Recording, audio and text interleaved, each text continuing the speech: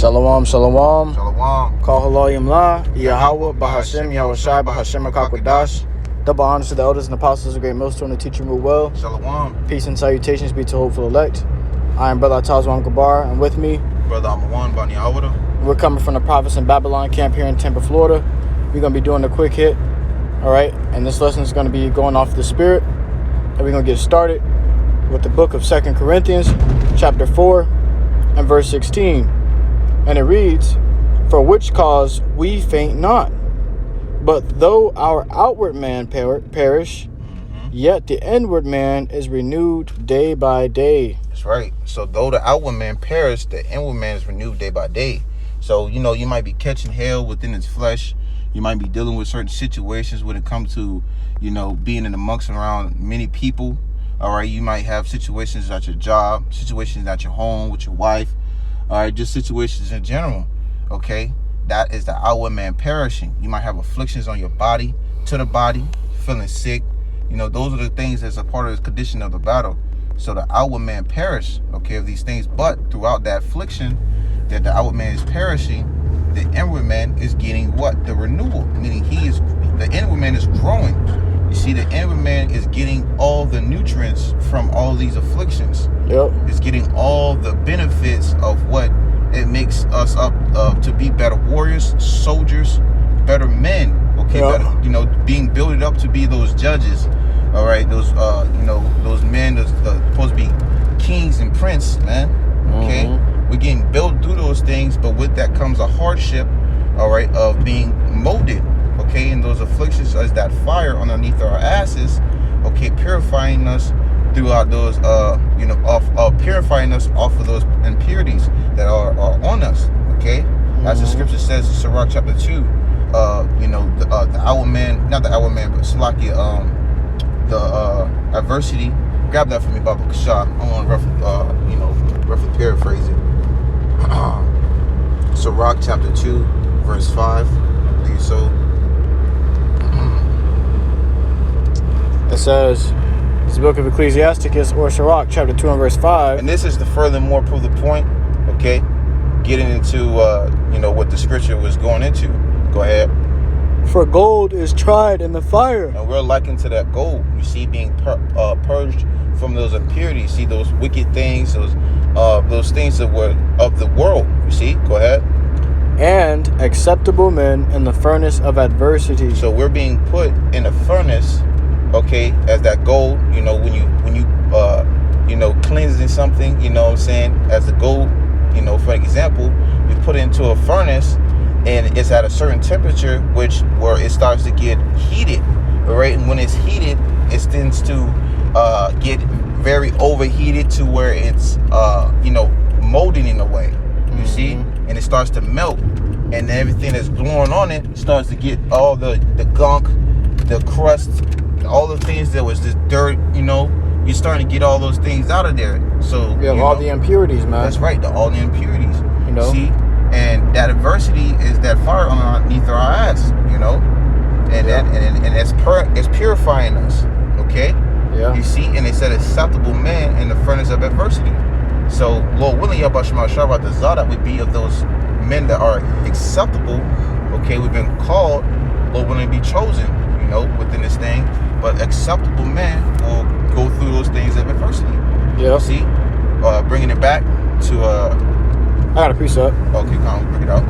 This is the book of 2 Corinthians, chapter 12 and verse 9. "And he said unto me, My grace is sufficient for thee." That's right. That's Apostle Paul, man. He said, "My grace is sufficient for thee," meaning enough. Okay, because he had a thorn in his flesh, and he begged the Lord. He said, he's asking the Lord to take that thorn out of his flesh, and he had asked 3 times, but the Lord told him his grace was sufficient for thee, meaning enough. And then, read on. It says, "For my strength is made perfect in weakness." So, when you consider yourself feeling like weak at certain times, it's ultimately, the Lord is making you strong, throughout your weak points. He's strengthening us, you see?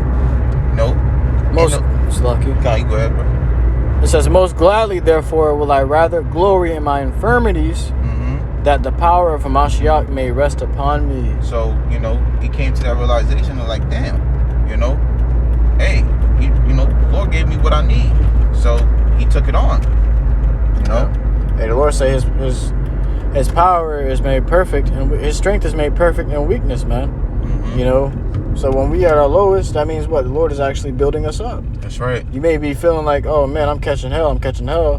No, it's just that fire purifying the impurities off of you, man. That's right. You know, and you might feel like, you know, you like truly are, or at your lowest point, but ultimately the Lord is just girding you and making you the way he wants you to be, you know. Yeah. And that's, you know, we all hoping those things of that structure that the Lord has, you know, according to how he set things up.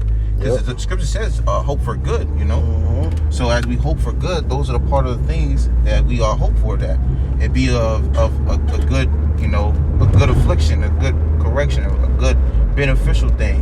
You know, we don't, you know, want to look at the things like, oh man, you know, Lord whipping, you know, like you about to be beaten down for the rest of your walk or nothing like that, man. You know what I'm saying?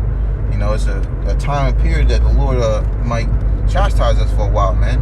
Yeah, the scriptures say the Lord chastises the ones he loves, That's man. right. And if you are without chastisement, then you are bastards and not sons, man. That's what the scriptures say, man. And a bastard, what is, you know, fatherless. A fatherless, right? So, you know, someone that doesn't have a father, but guess what? We know our father, you know, we know our big brother, man. You know, YAHAWASHI, man. So in that sense, man, you know, the Lord is chastising the ones he loves. You know? Go ahead, go back to 2 Corinthians. This is the book of 2 Corinthians chapter 4 and verse 17. It says, for our light affliction, which is but for a moment.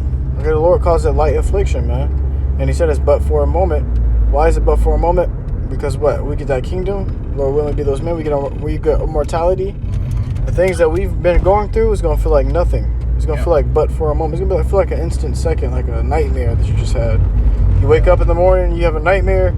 A few minutes later, you have breakfast, you forget about the nightmare. Right. It's going to feel like you just woke up from a bad dream. And the scriptures talk about that in the book of Psalms. Yeah. You know what I'm saying? The scripture calls this light affliction. We barely going through shit, man. You know, you just got to man up and be tough about these things, man. It says, which is but for a moment. You know, what is 1,000 years to immortality, to forever, to eternity? It's but for a moment. It says, worketh for us a far more exceeding and eternal weight of glory. Right. So the hell that we're catching, you know, going through is working out something more beneficial on the other side, man. Yeah. You know what I'm saying? Something that is more glorious and better, all right, than something outrageous more than we ever thought in our minds. You know, within these mortal minds, man. You know? Yep. Meaning what? He said, for our light affliction, okay, now you got to use it as like a weight, comparing two things on a scale. It says for a light affliction, you know, it says for a light affliction. Now you can imagine a balance, like a scale balance, and you put a little pebble on one side, which is a light affliction. And then it says, worketh for us a far more exceeding and eternal weight of glory. It's all right here. And a far more exceeding and eternal weight of glory. You know? So imagine an eternal weight, a weight that just doesn't end compared to a light little pebble. That's what the scripture's using in contrast and comparison, man. You know? It says, while we look not at the things which are seen, but at the things which are not seen. Right. So, for an example, you know, the current rulership, the current things of this world, you know, everyone has nice things. You know, this place looks somewhat of a imagination that is out of a damn dream, okay? Because that's what it really is, a simulation of things given to you currently, all right? But as the things we see now, all right, guess what? The things that we see not are going to be, internal to us, man. You know what I'm saying? Because the things that we see not are the spiritual things, you know, the kingdom of heaven being established here on earth, you know, us having those spiritual powers, you know, us being people in our rightful minds, you know, everything that we could think of that, you know, this mortal mind could allow us to think through the spirit power by YAHAWASHI. See, those things requires faith, man. We believe in those things. That's right. Go ahead. It says, for the things which are seen are temporal. Ooh, it said temporal. So these things of this world, that we see in this current system, all right, this current kingdom, is temporal. I mean, it only has a temporarily hold right now. All right, but go ahead.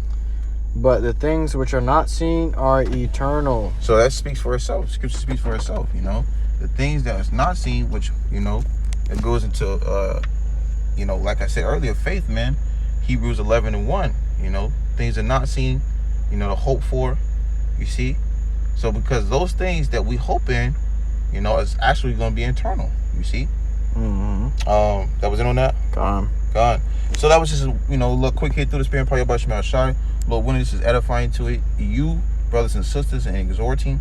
Made it to the destination already, and just something to exhort you, Akim and Akwathium, and the spirit to just see the things through, man, throughout these afflictions, and Lord willing that we all have the spirit to have strong endurance and strong integrity throughout our afflictions, man. That's right. All right. So with that, we're gonna go ahead and give our glory and honor praises to Yahawah, BAHASHAM, YAHAWASHI, BAHASHAM, Kakadash.